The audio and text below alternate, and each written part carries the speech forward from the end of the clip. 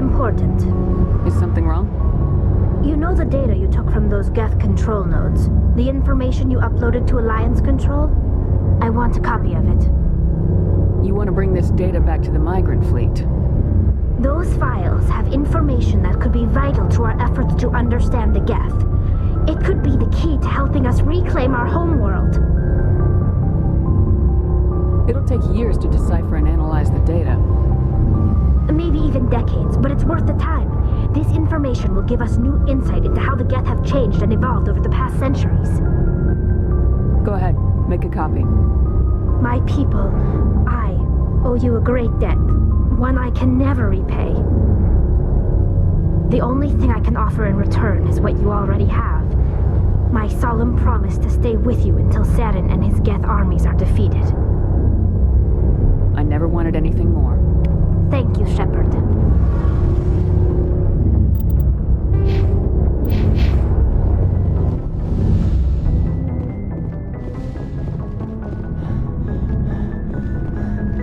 What do you want, Shepard? Why did you become a mercenary? Lots of reasons. Such as? Such as, I needed to get out of our system. I needed to eat. I needed to survive. Why not stay and help your people? I tried to help. That's why I had to leave. What happened? I was betrayed. I was head of a small tribe. We were trying to restore order after the war, but the other tribes were against us. They followed Jared, one of the few warlords who survived the war with the Turians. But he was old, and so were his ideas. He wanted to continue the war. He wanted us to fight. Turians, Solarians, each other. It didn't matter who, as long as we were fighting. What did you want? I just wanted Jared to shut up, to stop his ranting. I wanted him to stop leading the tribes astray. But he couldn't understand how much things had changed. We didn't have the numbers to go to war. Even if we did, the genophage made sure we couldn't replenish our numbers fast enough.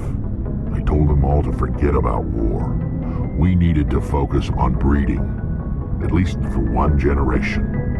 And for a while, we were getting through. Some of the tribes started coming around. I take it the warlord didn't appreciate that. No, he didn't.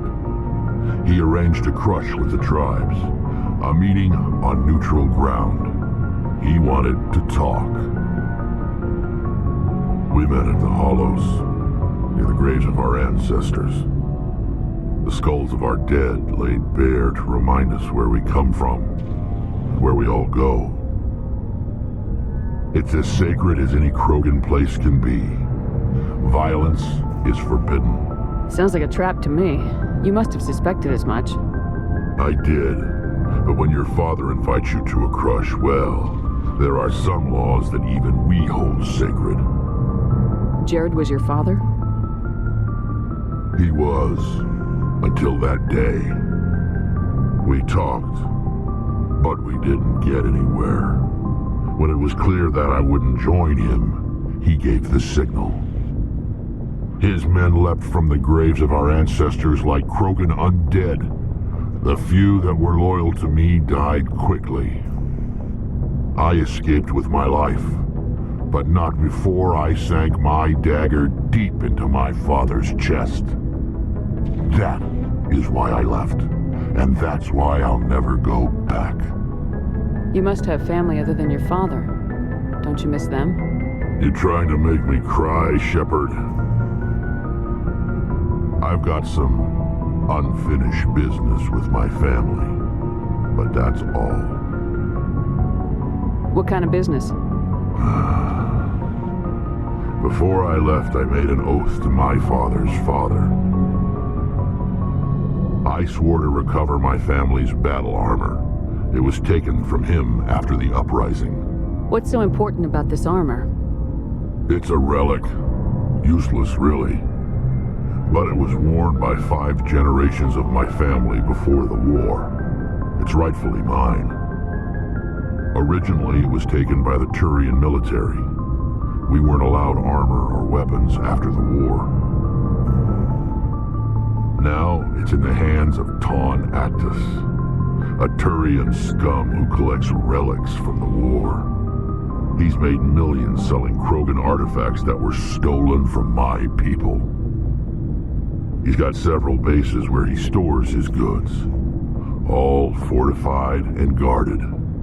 I just don't know which base has my family's armor. Just tell me where to start looking.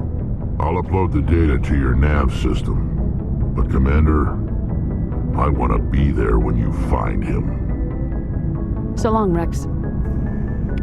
Shepard. Commander? What's your opinion of Not the sure last... I'd buy Dr. Tassoni's story about I'm not that. sure. Too bad those ruins got destroyed. I mean, they last... Do you have a few minutes to talk? One-on-one? Sure. I was just watching some mail from home. Oh, before I go, we saw Caden in a news vid about the Normandy. He's cute. Later, sis. Let's pretend this never happened. Are you interested in the lieutenant, Chief? No, ma'am. And anyway, Scuttlebutt says he's already sweet on someone. What's up? You didn't come by to eavesdrop on family mail. Your family seems to be important to you. Yeah, we've always been close. Me and my sisters especially. With Dad on duty so much, I had to help Mom raise them. Did your father serve with the fleet? Yeah, took any crap posting he could get that offered space time. You know what? He worked his ass off trying to get recognized, but he never made it above serviceman 3rd class. He was real proud when I met Chief. First thing he did was salute. What about your mother? You haven't mentioned her. You must know what military wives are like. Strong because they have to be, able to raise kids while Dad's away on a 6-month cruise. She has a degree in planetary geology. She and Dad both wanted to see new worlds. She gave up her career to raise us, though. You have more than one sister? Sounds like a big family. Yeah, I'm the oldest, then Abby, then Lynn. Sarah's the youngest. She's still in high school. With 4 girls, Dad used to say he felt more outnumbered at home than on maneuvers. Where did you grow up? All over. We transferred a half a dozen times before I finished grade school. You go where personnel command sends you, right? I guess that's why I'm so tight with my sisters. We'd have to leave all our friends every 2 or 3 years. After helping raise them, your sisters still talk to you? Amazing. Things were tense between Sarah and me for a while. Then we bonded. Sounds like a story. Feel like sharing? Sarah got herself a boyfriend who wanted to go faster than she did, Mike. I didn't think he was a bad kid, just pushy. Lynn would send me these worried vid mails, and I'd tell her to relax. Where were you when this was going on? I was on active duty. Sarah's graduating high school this year. This was only a couple of years back. They were on Amaterasu. At the time, I was assigned to Chernobog. Same cluster, but a dozen LY away. Close enough to talk regularly, too far to make it back in an emergency. I couldn't afford a fast packet flight. If he really liked her, he wouldn't be pushy. Yeah, of course. If he didn't ask at all, I'd wonder if he thought Sarah was ugly. Damned if you do, damned if you don't. Mike thought they'd go for a romantic walk in the woods, because he figured it was past time they did the deed. She levered Mike face first into a tree and left. Didn't have a scratch on her. Good thing Mom and Dad had us all learn some kind of self-defense. I took emergency leave and walked Sarah to school for a few days. Why didn't you tell the police? She said it wouldn't solve the real problem, and she and Mike would both become household names. It was a small colony. I said it was her call to make, that we should let her do it her way. Mom was pretty pissed about that. You said all of your sisters learned self-defense? Lynn did pistol practice, but didn't like it. She's kind of nervous. Sarah took Aikido. Abby decided to learn the sword. She always was a little weird. Likes big skirts and tops you have to tie her into. They do great things to her figure, though. So, what did you learn? One of Dad's friends taught me Marine hand to hand. You traveled all the way home to walk your sister to school. It was only a dozen light years, like a day's cruise.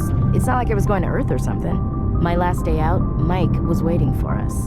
Sarah had told her friends, so everyone at school knew what he did. He wasn't happy. I wanted to snap him in half, but Sarah gave me this look, this let me handle it, I need to do this alone look. She kept her cool, God bless her, as he screamed in her face. She just let him vent. Then he tried to punch her. I swear, she just flowed around him. Next thing I knew, he's face down on the sidewalk, and there's blood everywhere. That's unbelievable. Sarah must be as good as you. Better. I'm more or less a straight-up puncher. When he swung, she wasn't there anymore, and he fell. She helped him stop the bleeding and had me call an ambulance.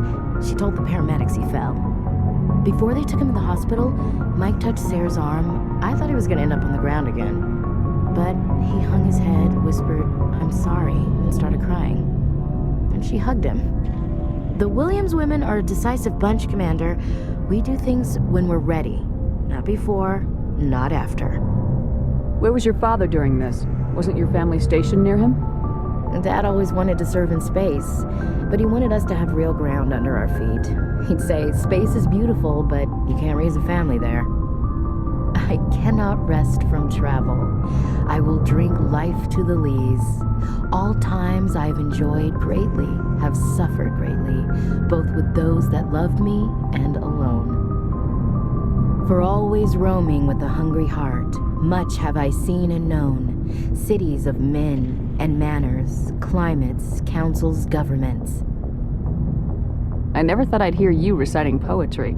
Just because I can drill you between the eyes at 100 meters doesn't mean I can't like sensitive stuff. Just don't spread it around. Ulysses was my dad's favorite poem. Every time he shipped out, he recorded me reading it. He had a dozen versions when he retired. Does he still like it? I sure hope so. I read it to his grave every time I go home. Dad passed on a few years back. He's probably still watching, though. You mean from wherever we go after death? Dead on, Skipper. He's with God now. That's not a problem with you, is it? That I believe in God? You know that old saw, there's never an atheist in a foxhole? I've been in a lot of foxholes. Yeah, I guess you have. I've met a few people who are really weirded out by my faith. Because I work in space, I can't believe in a higher power? Jeez. Hello, have you people looked out the window? How can you look at this galaxy and not believe in something? I should get back to my duties. Didn't mean to take up so much of your time. Do you have a few minutes to I talk? should get back to my duties, Skipper. Rifles don't maintain themselves. Not yet. I wouldn't mind talking more later, though. Dismissed, Chief. Ma'am.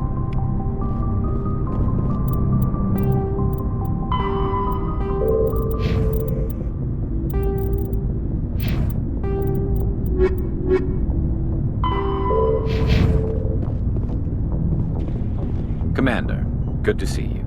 You've been with CSEC a while. Have you seen much action? Well, not as much as you, but yeah, I've seen some interesting things. I bet you have. Anything in particular that stands out? I remember this Solarian geneticist I was sent to investigate. That case was a bit disturbing. What happened? Why were you investigating him? I was tasked with tracking black market trade on the Citadel. Most of it harmless, nothing I needed to pursue. But during the course of my investigation, I noticed an increase in the trade of body parts, organs mostly. We usually get a few of those, but not the numbers I was seeing. We weren't sure if there was a new black market lab or if some freak was harvesting organs from citizens. You've seen this before on the Citadel? Every so often, some lab sells unwanted parts through the black market, but they're not as bad as the psychos. I remember this one L-Corps diplomat we caught in my first year on the job. He was hacking people up and selling their organs, had the station in a bit of a panic. But this case wasn't that clear-cut. Turns out there was more going on than we first realized. So how did you figure out what was happening? First, we got a hold of a sample and ran DNA tests. The weird thing was, the match led us to a Turian who was still alive and was very convinced he'd never lost his liver. After a bit of digging, I discovered this Turian worked briefly for Dr. Salion, the geneticist. So I went to his lab hoping to find evidence of cloned organ development, but there was nothing. No Solarian hearts, no Turian livers, not one Krogan testicle. You're kidding, right? Why would anyone want Krogan testicles? Some Krogan believe that testicle transplants can increase their virility, counteract the effects of the genophage. It doesn't work, but that doesn't stop them from buying. They'll pay up to 10,000 credits each. That's 40,000 for a full set. Somebody's making a killing out there. What'd you do about the geneticist? I brought in some of his employees for interrogation to see if I could get them to talk. While I was interviewing one of them, I came across something suspicious. Good thinking. Lackeys are always easier to scare. Exactly. Though in this case it paid off in a different way. One of my detainees started bleeding profusely during the interview. We offered to patch him up and he got frantic, freaked out. I ordered a full exam to find out what was going on. Our medics found incisions all over his body, some of them fresh. That was our big break. These people weren't just Dr. Salion's employees. They were test tubes. Walking, living test tubes. He was growing parts inside these people? Exactly. He cloned their organs right inside their own bodies. Then he harvested them and sold them off. Most of the victims were poor. He'd pay them each a small percentage of the sales, but only if the organs were good. Sometimes an organ wouldn't grow properly, so he'd just leave it in them. Most of them were a mess, but only on the inside, hidden so nobody could see it. I hope he got what he deserved. That's the worst part. We never caught him. Why not? What the hell happened? He ran, blew his lab, grabbed some of his employees, and headed for the nearest space dock. By the time I found out, his ship was already leaving. He threatened to kill his hostages if we tried to stop him. But you went after him anyway, right? I ordered Citadel Defense to shoot him down, but CSEC headquarters countermanded my order. They were worried about the hostages, worried about civilian casualties if the ship was destroyed so close to the Citadel. I told them those hostages were dead anyway. He just used them to make more organs, but they wouldn't listen. No wonder you hated it there. Those idiots just let him fly away. Yes, they did. I went to Palin and told him what I thought of him and his policies. He said if I didn't like it, I could quit. Well, I almost did. All they had to do was disable that ship, stop him from running. Maybe the hostages die, maybe they don't, but at least we stopped the bastard responsible for it all. A few casualties is a small price to pay to stop someone like that. Yeah, exactly. I mean, those hostages might be wishing they'd died by now anyway. Just wish I could have stopped him. That's all. Do you have any idea what happened to Dr. Salion? I sent out feelers from time to time, hoping to find something. I thought I'd found him a while back. He changed ships and changed his name to Dr. Hart, his idea of a joke, I guess. I told the military, but they weren't convinced it was him. I got the transponder frequency for his new ship, but I just can't get anyone to check it out. I'll check out the coordinates when I get a chance. I was hoping you'd say that. But Commander, take me with you when you go. If it's Salion, I want to be there when you find him.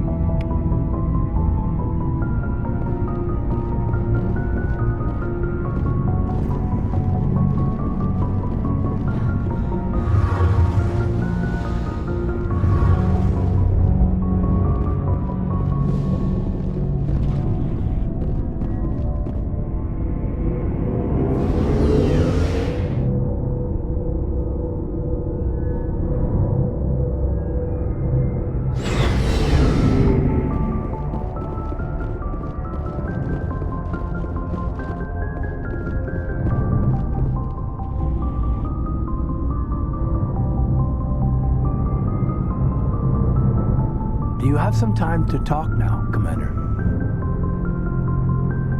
Let's hear it, Lieutenant. I'm always open to my officers. We've played it pretty close to the book so far, but we're a long way from backup.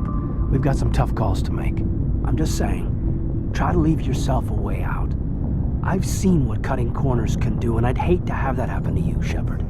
Commander. That's not the appropriate way to address your commanding officer, Lieutenant.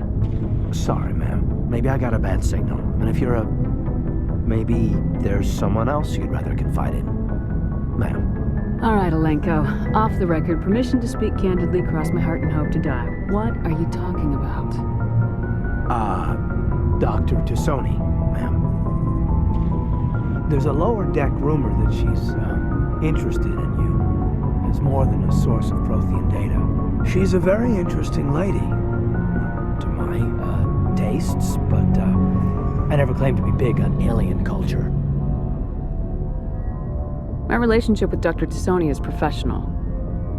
All right, only a rumor, but you don't have to spend your off-duty time with me. Not if you don't want to. I'm tired of this, Lieutenant. I don't care if you have a problem with me chatting up Liara. Yes, Commander.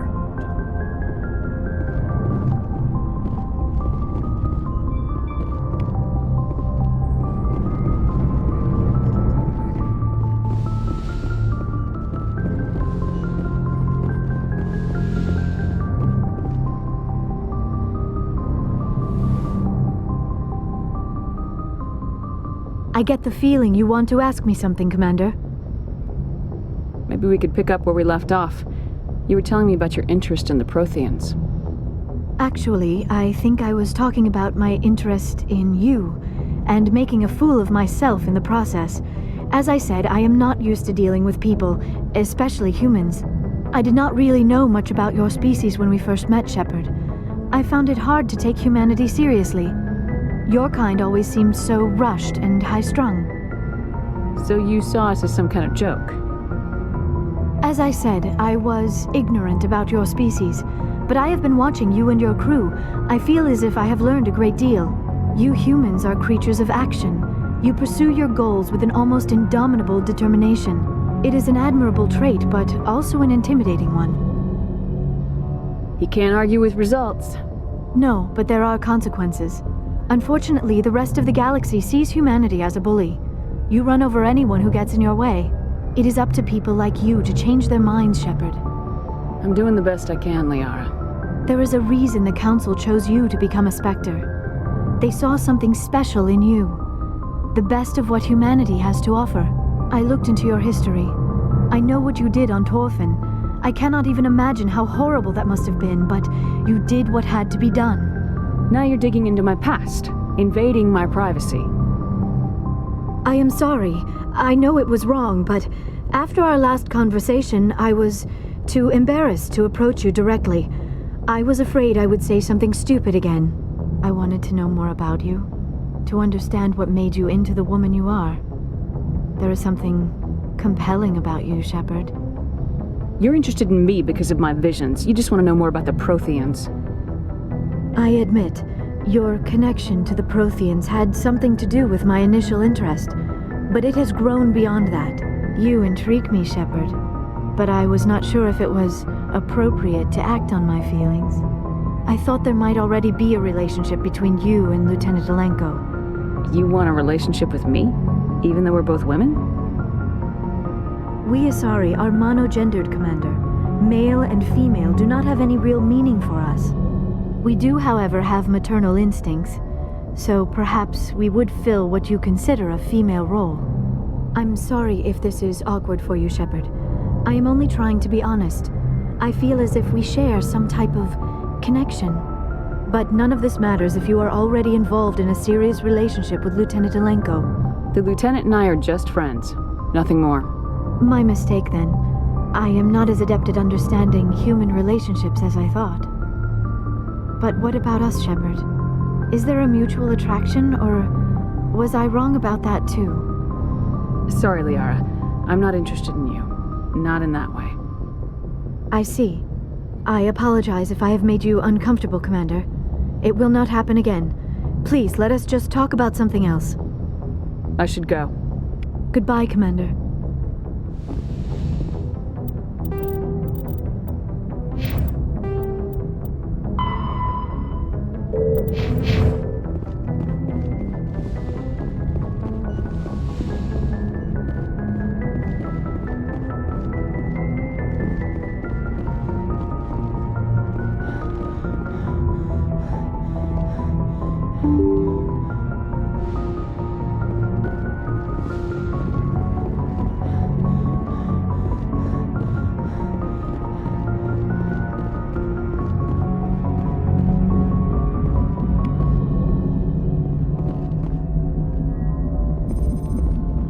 Commander, something you need? How's the Normandy performing? Is she everything She's the they best say? ship. Balance isn't what you'd expect. The Normandy's probably too much ship for your average Alliance I like to pilot. know my crew. Mind if I ask you? Top of my class in flight school, I earned that. I'm sorry. Okay, even put the Normandy in my hands and I'll make her dance. I have to go. All right, see ya.